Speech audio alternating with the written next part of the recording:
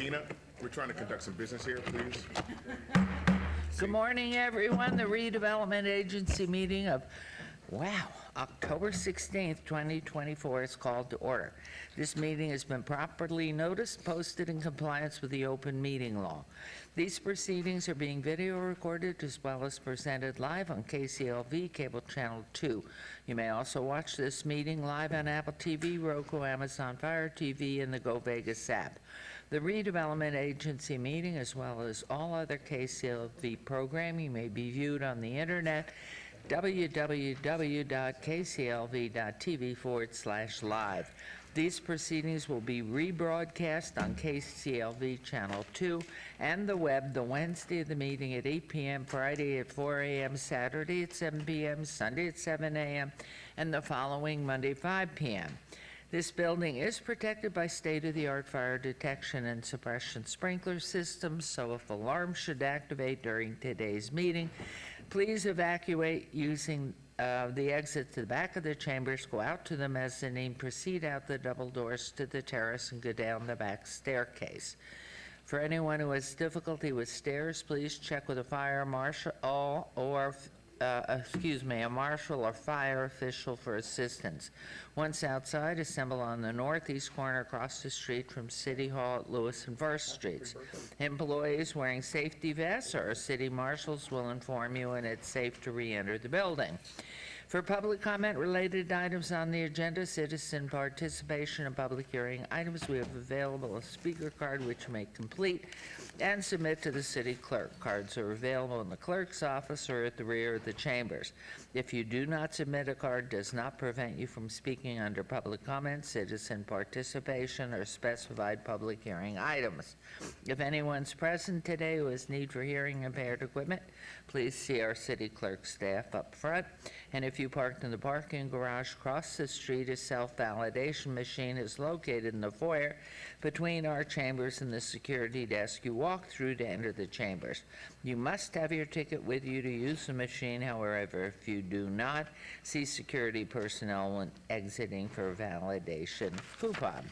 We will move on now to agenda item 3. Our first public comment during this portion of the agenda must be limited to matters on the agenda for action. The amount of time any single speaker is allowed may be limited, and all comments will be cross-referenced to those specific items.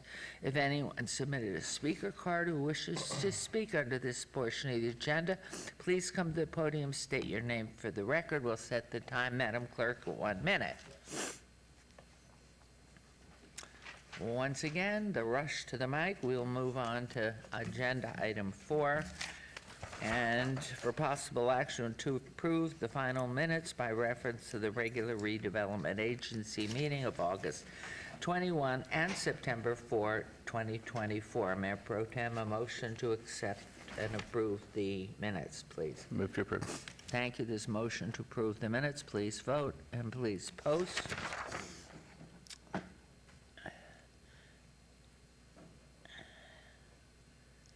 And the motion carries. Thank you very much.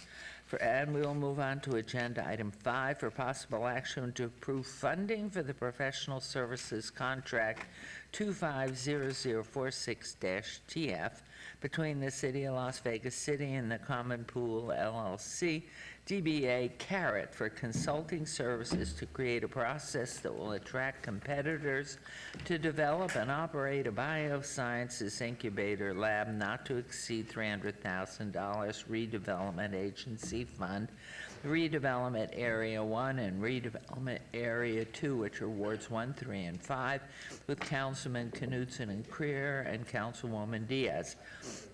This item is related to City Council item 19. So, good morning.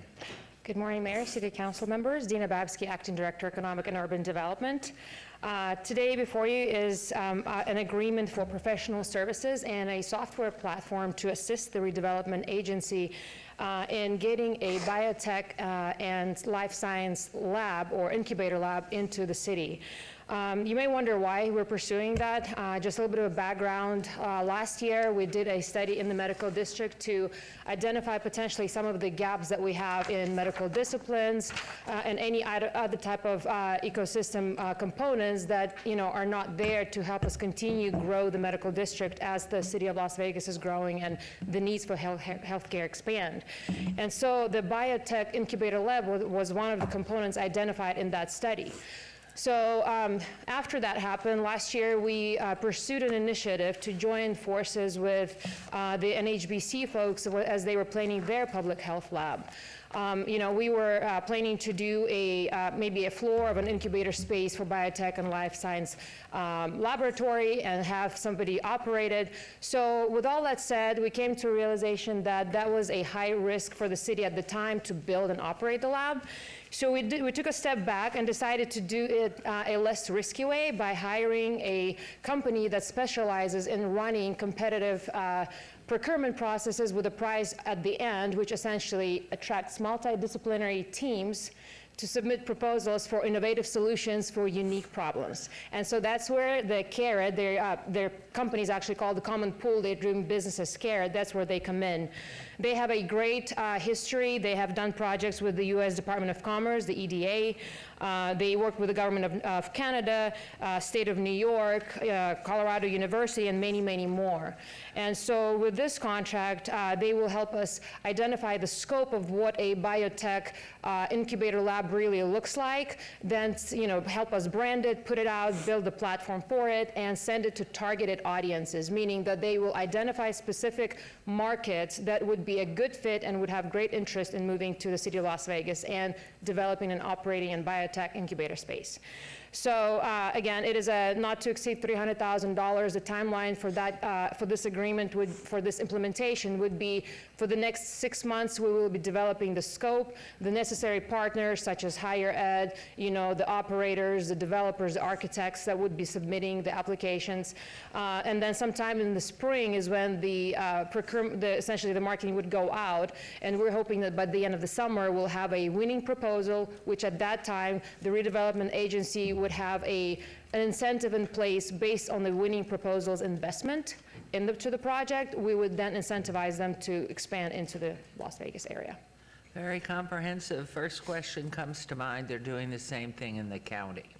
So how are we working? What is this particular company focused upon that we're not, I don't believe in the competition with the county. I believe that all of Southern Nevada is one unit, but I know specifically they're targeting the same. So how are you and the city preparing this company to the differences of why? Yes, thank you, Mayor. That's a great question. That is one of the items that we're going to be covering once, if this is approved and it moves forward, is one of the initial meetings is to identify all of the stakeholders that need to be included as this scope gets developed. So we will definitely be reaching out to our municipal partners, to our higher ed education, higher ed, to any kind of, to all the stakeholders in the medical district, because we understand that we cannot do this in a vacuum. And so we want to be sure that everybody's at the table and we define a comprehensive scope and the stakeholder community that's involved in it. So have you met, or are the plans afloat to meet with the different municipalities as well as the council, rather than be targeting gunshot, rather than working together to benefit the whole? Yes, that is the plan, Mayor. Okay. So we will have everybody at the table again. And then when I said targeted approach, the targeted piece was more towards the companies that will respond to the competition, because we don't want to just cast a wide net and get like one or two. Rather, this company will help us identify specific target areas where, those companies that would be a great fit exist. It's more like spear fishing versus, throwing kind of wide net out there. So. Because that's so important, and knowing we have the only really public hospital, public service down here, and all the roads come together down here, and the center of government is down here.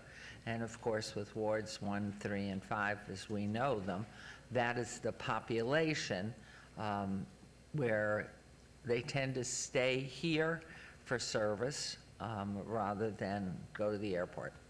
So we'll open this up for questions and comments here. By the way, Councilwoman Diaz is excused from today's meeting.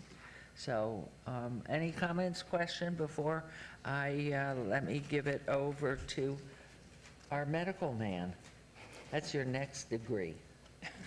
Maybe. We'll see. Okay. Oh, Thank you, Mayor. I appreciate the presentation. I appreciate the conversation, and I think you have excellent questions, Mayor.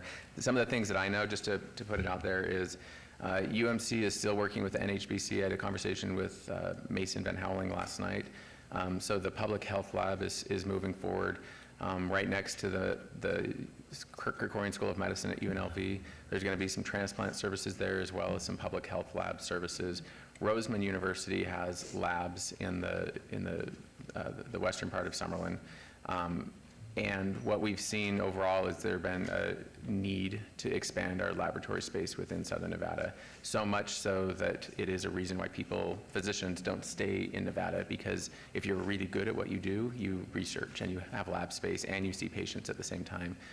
Scott Adams used to talk about that with me all the time.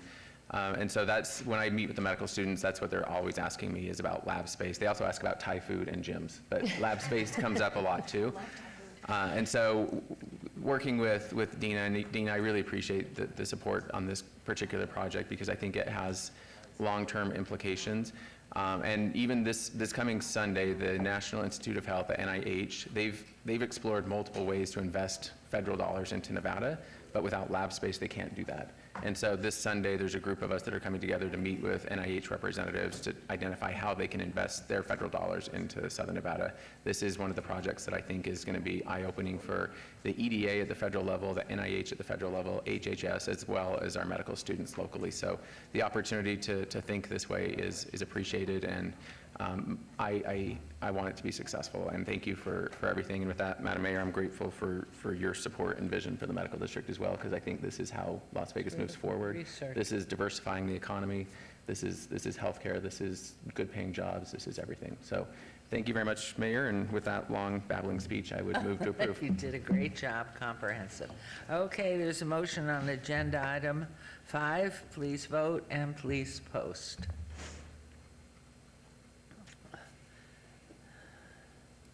And go forward and multiply, please. Thank you. So Thank this you. is wonderful. That carries, and we thank you very much. We'll add the Thai restaurant into the scope. Be sure we get one. Okay, we'll move on to our second and final RDA, citizen participation. Public comment during this portion of the agenda must be limited to matters within the jurisdiction of the redevelopment agency. No subject may be acted upon by the redevelopment agency unless that subject is on the agenda and scheduled for action. If you wish to be heard, come to the podium, please. Give your name for the record. The amount of discussion on any single subject, as well as the amount of time any single speakers allowed, may be limited. Is there anyone wishing to speak under this portion of the agenda? Okay, seeing and hearing none, we will close the redevelopment agency meeting and start our city council promptly at 9. For anybody